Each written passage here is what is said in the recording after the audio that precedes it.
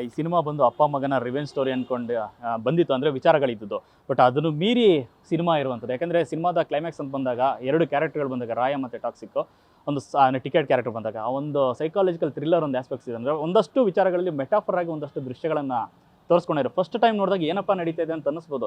But ಮತ್ತೆ ಎರಡನೇ ಸರಿ ನೋಡಿದಾಗ ಅದು ಎಷ್ಟು ಡೀಟೇಲಿಂಗ್ ಇದೆ ಅಂದರೆ ಅದ್ಭುತವಾದ ಸ್ಕ್ರಿಪ್ಟಿಂಗ್ ಅನ್ಸುತ್ತೆ ಅದು. ಸರ್ ಕನ್ನಡನಲ್ಲಿ ಇದೇನು ಹೊಸ ಇದಲ್ಲ, ಪ್ರಯೋಗ ಅಲ್ಲ, ತುಂಬ ಪ್ರಯೋಗಗಳಾಗಿದೆ. ಮೆಟಫರ್ ಅನ್ನೋ ಪದಕ್ಕೆ ತುಂಬ ಪ್ರಯೋಗಗಳಾಗಿದೆ, ಅದರಲ್ಲಿ ಇದು ಒಂದು. ಆ್ಯಂಡ್ ಆಮೇಲೆ ನಿಮಗೆ ಕ್ಲೈಮ್ಯಾಕ್ಸಲ್ಲಿ ನೋಡಿದಾಗ ಒಂದು ಯಾವುದೋ ಒಂದು ವ್ಯಕ್ತಿ ಅಥವಾ ವಸ್ತು ಬಗ್ಗೆ ನೀವು ಆ ಎಕ್ಸ್ಪೆಕ್ಟೇಷನ್ ಇಟ್ಕೊಂಡು ಆ ಎಕ್ಸ್ಪೆಕ್ಟೇಷನ್ ರೀಚ್ ಆಗದೆ ಏನೋ ಒಂದು ಬೇರೆ ಥರ ಎಂಡ್ ಆಗಿರತ್ತಲ್ವಾ. ಸೊ ಐ ಮೀನ್ ಆ ಸಿನಿಮಾ ನೋಡಿದವರಿಗೆ ಆ ಟ್ಯಾಕ್ಟಿಕ್ ಗೊತ್ತಾಗತ್ತೆ ಏನು ಅಂತ. ಅದನ್ನು ನಿಮಗೆ ಆ ಬ್ರೈನ್ ಒಂಥರ ಟಕ್ ಅನ್ನತ್ತೆ, ವಾಟ್ ಏನು ಕಮಗೇನು ಫಸ್ಟಿಂದ ಏನಿದೇನೋ ಅಂತ.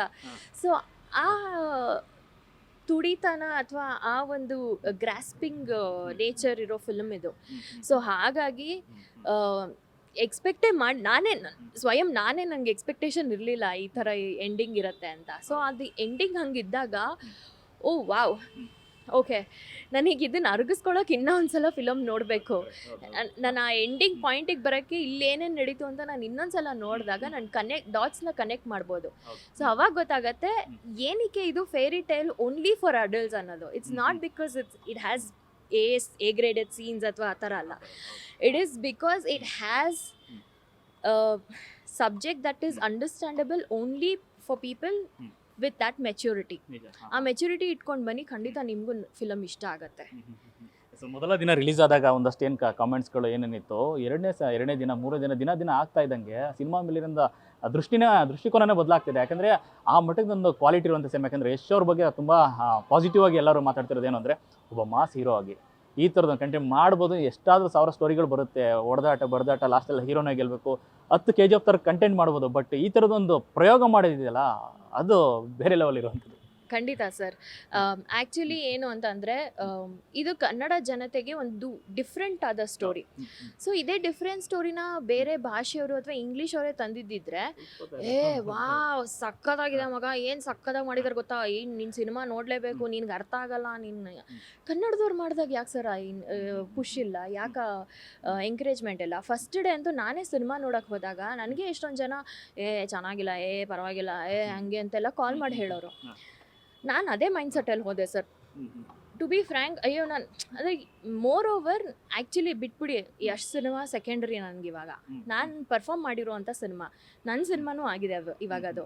ಸೊ ನಾನು ಮಾಡಿರೋ ಸಿನಿಮಾ ಒಂದು ಮೇಜರ್ ಪ್ರಾಜೆಕ್ಟು, ಅದು ಏನು ಹೀಗೆ ನೆಗೆಟಿವ್ ಹೇಳ್ತಾ ಇದ್ದಾರೆ ಅನ್ನೋದೊಂದು ಡಿಪ್ರೆಷನ್ ಹೊಟ್ಟೋಗ್ಬಿಟ್ಟಿದೆ. ಡಿಪ್ರೆಷನ್ ಅಂತಾರಲ್ಲ, ಆ ಥರ ಆಗಿತ್ತು. ದೆನ್ ನಾನು ಸಿನಿಮಾ ನೋಡಿದಾಗ ಓಕೆ, ಇಟ್ಸ್ ನಾಟ್ ದಟ್ ಬ್ಯಾಡ್. ಸ್ವಲ್ಪ ಸ್ಟೋರಿ ಲೈನ್ ನನಗೆ ಅರ್ಥ ಆಗಲಿಲ್ಲ, ಇನ್ನೊಂದ್ಸಲ ನೋಡೋಣ.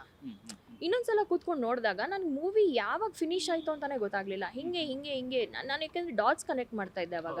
ಈ ಕ್ಯಾರೆಕ್ಟರ್ ಎಲ್ಲಿಂದ ಬಂತು, ಈ ಕ್ಯಾರೆಕ್ಟರ್ ಹೆಂಗೆ ಬಂತು, ಏನಕ್ಕೆ ಇವ್ರನ್ನ ಅಪ್ರೋಚ್ ಮಾಡ್ತಿದ್ದಾರೆ, ಏನಕ್ಕೆ ಅಲ್ಲಿ ಹೋಗ್ತಿದ್ದಾರೆ, ಅದೆಲ್ಲ ಕನೆಕ್ಟ್ ಮಾಡಿದಾಗ ನಿಮ್ಗೆ ಅರ್ಥ ಆಗುತ್ತೆ. ಸೊ ಹಾಗಾಗಿ ಫಸ್ಟ್ ಡೇ ನಮ್ಗೆ ನೆಗೆಟಿವ್ ರಿವ್ಯೂಸ್ ಬಂದಿದ್ದು, ಅದು ಆಮೇಲೆ ಜನ ಹೇಳಕ್ಕೆ ಶುರು ಮಾಡಿದ್ರಲ್ಲ, ಸೆಕೆಂಡ್ ಟೈಮ್ ನೋಡಿ ನಿಮ್ಗೆ ಅರ್ಥ ಆಗುತ್ತೆ ಅಂದಾಗ ಅದು ಅವಾಗ ಜನಕ್ಕೆ ರೀಚ್ ಆಯಿತು. ಉಪೇಂದ್ರ ಸರ್ ಹೇಳಿದ್ರಲ್ಲ, ಈ ಸಿನಿಮಾ ಬುದ್ಧಿವಂತರಿಗೆ ಮಾತ್ರ ಅಂತ, ಅದೊಂಥರ ಇದು ಹಾಗೆ ಬುದ್ಧಿವಂತರಿಗೆ ಮಾತ್ರ ಥರ ಇದೆ. ಸೊ ಸ್ವಲ್ಪ ಎಲ್ಲರೂ ಬುದ್ಧಿ ಉಪಯೋಗಿಸಿ ನೋಡಿದ್ರೆ ನಿಮಗೊಂದು ಸಿಗುತ್ತೆ. ಐ ಆಮ್ ನಾಟ್ ಸೇಯಿಂಗ್ ಎಲ್ಲರೂ ಇದೆ, ಸ್ವಲ್ಪ ಕಾನ್ಸಂಟ್ರೇಷನ್, ಆ ನೆಗೆಟಿವಿಟಿನ ಬಿಟ್ಬಿಟ್ಟು ಹೋಗಿ, ಒಂದು ಫ್ರೆಶ್ ಪೇಜಾಗಿ ಹೋಗಿ. ಫ್ರೆಶ್ ಪೇಜಲ್ಲಿ ಸರ್ ನಿಮ್ಗೆ ಏನು ಅನ್ಸುತ್ತೋ ಅದನ್ನು ಬರ್ಕೋಬೋದು. ಆಲ್ರೆಡಿ ನೀವು ಪಾಯಿಂಟ್ಸ್ ಬರ್ಕೊಂಡು ಹೋಗಿ ಸಿನಿಮಾ ನೋಡಿದ್ರೆ ನಿಮಗೆ ಬೇಜಾರಾಗುತ್ತೆ, ಆಮೇಲೆ ನೀವು ಅರ್ಥ ಮಾಡ್ಕೊಳ್ಳೋ ಒಂದು ಇದಕ್ಕೆ ಇಳಿಯಲ್ಲ. ನಾನು ಅಷ್ಟೇ, ಮೊನ್ನೆ 9:30 ಸಿನಿಮಾ ನೋಡಿದಾಗ ಫಸ್ಟ್ ಹಾಫು ಜನ ಕಾಮೆಂಟ್ ಮೇಲೆ ಕಾಮೆಂಟ್ ಕೊಡ್ತಾ ಇದ್ರು. ಸೆಕೆಂಡ್ ಹಾಫ್ ಯಾರೂ ಮಾತಾಡ್ತಾ ಇರಲಿಲ್ಲ, ಎಲ್ಲ ತುಟಿಕ್ ಅಂದೇ ನೋಡ್ತಾ ಇದ್ದಾರೆ. Because that is where is grabbing people's attention and that is where story gets hyped. So ಹಾಗಾಗಿ ಸ್ವಲ್ಪ ಸೈಲೆಂಟಾಗಿ ಕೂತ್ಕೊಂಡು ಮೂವಿ ನೋಡಿ ಎಂಜಾಯ್ ಮಾಡಿ. ನೇಮ್ಸ್ ಎಲ್ಲ ಒಂದು ಸ್ವಲ್ಪ ಅರ್ಥ ಮಾಡ್ಕೊಂಡ್ರೆ ನೀವು ಸ್ಟೋರಿ ಅರ್ಥ ಆಗುತ್ತೆ, ನಿಮಗೂ ಇಷ್ಟ ಆಗುತ್ತೆ.